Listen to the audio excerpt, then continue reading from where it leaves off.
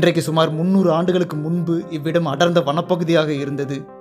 இவ்விடத்தில் வற்றாத காற்றாறு ஓடிக்கொண்டே இருக்கும். காற்றாற்றின் பெயரோ தோரண பள்ளம் என்பதாகும். இக்காற்றாறு இத்தலத்தின் மேற்கு புறத்தில் உள்ளது. திம்பம் மலையின் அடிவாரம், தென்குமரி தெய்வத்தின் அவதாரம் இவ்விடத்தில் நிகழப்போகிறது என்பதை உலகிற்கு அறிவிக்கவோ என்னவோ இக்காற்றாற்றின் துறையில் பசுவும் புலியும் ஒரே இடத்தில் நீர் குடிக்கும் நிகழ்வுகள் நிகழ்ந்துள்ளன. இச்சுற்று வட்டார கிராம மக்கள் தங்கள் ஆடு மாடுகளை மேய்ப்பதற்கு இவ்வனப்பகுதிக்கு செல்வது வழக்கம்.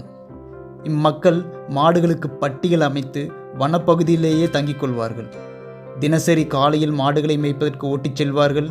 பின்னர் மாலையில் மாடுகளை ஓட்டி வந்து பட்டியில் அடைப்பார்கள். காலையிலும் மாலையிலும் பாலை கறந்து மாட்டின் உரிமையாளர்களுக்கு கொடுப்பார்கள்.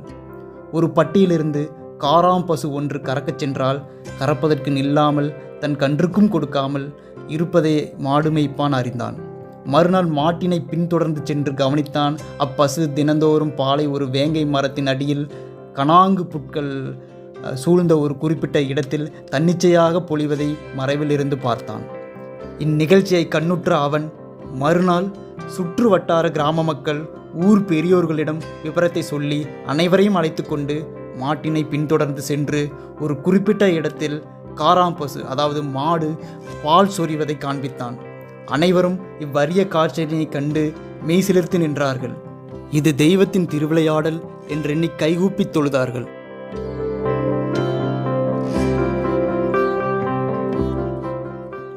மக்கள் அனைவரும் அவ்விடத்தை சுத்தம் செய்யும் போது கனாங்கு புட்கள் சூழ்ந்த ஒரு புற்றும் அதன் அருகில் சுயம்புலிங்க திருவுருவும் வேங்கை மரத்தின் அடியில் இருப்பதை கண்டார்கள். அப்போது அக்கூட்டத்தில் இருந்த ஒருவருக்கு தெய்வ அருள் உண்டாகி தான் கேரள மாநிலம் மன்னார்காடு என்ற ஊரிலிருந்து பொதி மாடுகளை ஓட்டிக்கொண்டு மைசூர் செல்லும் மக்களுக்கு வழித்துணையாக வந்தேன் என்றும் எழில் மிகுந்த இவ்வேட்கை சூழலில் தான் தங்கிவிட்டதாகவும் தன்னை இனிமேல் பன்னாரி மாரியம்மன் என்று போற்றி வழிபட்டு வாருங்கள் எனவும் அருள்வாக்கில் கூறினார். அன்னையின் அருள்வாக்கின்படி இவ்விடத்தில் கனாங்கு புட்கள் கொண்டு ஒரு குடில் அமைத்து கிராமிய முறைப்படி நாள்தோறும் பன்னாரி அம்மனை வழிபட்டு வந்தனர். பின்னர் ஊர் பொதுமக்களும் பெரியதனக்காரர்களும் அன்னையின் சிறப்பு கருதி அன்னைக்கு விமானத்துடன் கூடிய ஒரு சிறு கோயிலை அமைத்து பத்ம பீடத்துடன் கூடிய திருவுருவமும் அமைத்து வழிபட்டு வருகின்றனர்.